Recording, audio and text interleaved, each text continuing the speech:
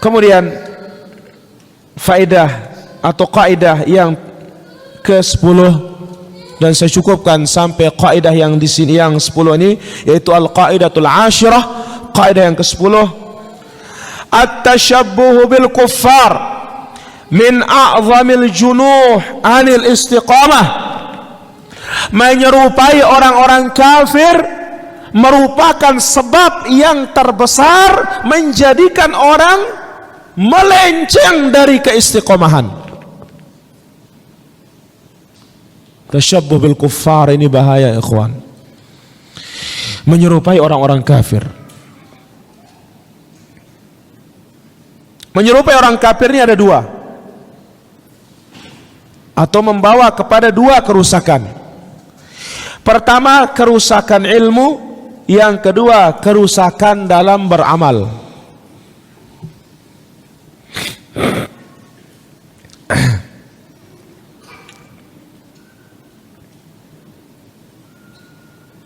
Jadi menyerupai orang-orang kafir, tentunya ingat, di dalam adat istiadat, kebiasaan dan agama mereka, yang itu merupakan menjadi simbol mereka. Kalau itu mereka pakai baju lengan panjang, dipakai oleh orang kafir, dan bukan orang kafir yang pakai, ini boleh. Maka hadis Nabi SAW bersabda, man tashabbaha biqaumin fahuwa minhum. Siapa yang menyerupai suatu kaum, maka dia termasuk golongan mereka, fil khairi wasyarr, dalam kebaikan dan keburukan. Jangan dipahami hadis ini dalam konteks keburukan saja. Sekarang kita ingin menyerupai Nabi SAW. Bagaimana ini? Man tashabbaha biqaumin fahuwa minhum. Kalau menyerupai adat, kebiasaan dan taqalid dan perbuatannya orang-orang kafir yang khusus bagi mereka, bahkan itu syiar agama mereka, berarti apa? Man tashabbaha biqaumin fahuwa minhum juga. Nah, menyerupai orang kafir ini kerusakannya ada dua. Pertama, fasadul ilm, merusak ilmu, wa fasadul amal, dan merusak amal. Hal ini telah tertera di dalam firman Allah Azza wa Jalla.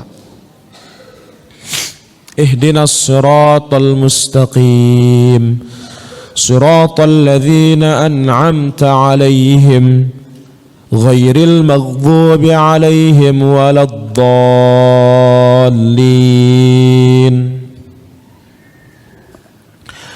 Ya Allah, tunjukilah kami jalan yang lurus, jalannya orang-orang Kau telah berikan nikmat, para nabi, salihin, para syuhada, ya, kemudian para salihin, para nabi, siddiqin, syuhada, salihin. Para nabi yang menjadi kepala mereka Rasulullah SAW.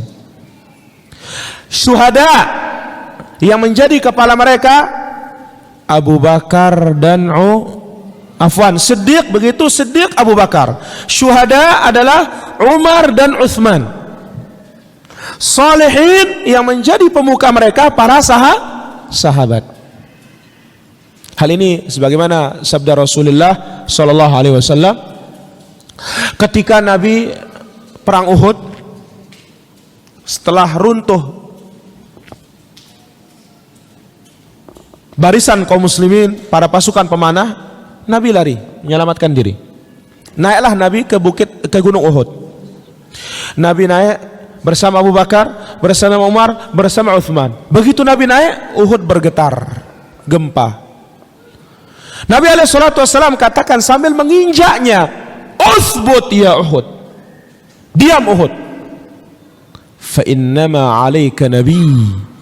Di atasmu sekarang ada seorang nabi ini. Wa siddiq, di atasmu ada siddiq.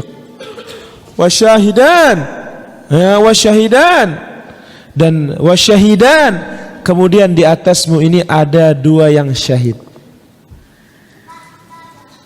Ini hadis ini menjelaskan bahwasanya makna dari tafsiran dari firman Allah Azza wa Jalla, jalannya para nabi, jalannya para siddiq, jalannya para syuhada, jalannya para salihin. Ghairil maghdubi alaihim, bukan jalannya orang-orang yang kau dimurkai. waladhdallin, dan bukan pula jalannya orang-orang yang sesat yang dimurkai oleh Allah, Yahud dan yang semisal dengan mereka. Bagaimana mereka?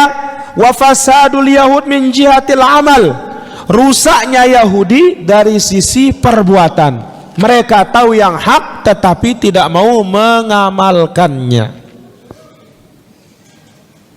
Wa fasadun nasara min jihatil ilm, rusaknya orang Kristen, orang Nasara gara-gara apa? Dari sisi ilmu, rajin berbuat tetapi tanpa dasar. Oleh karena itu gurunya Imam Asy-Syafi'i yang bernama Sufyan ibn Uyainah, beliau rahimahullah ta'ala berkata, man fasada min ulama'ina, ulama-ulama kita yang rusak tahu yang benar tetapi tidak mengamalkannya, fafihi syabahun minal yahud, ada kemiripannya dengan Yahudi.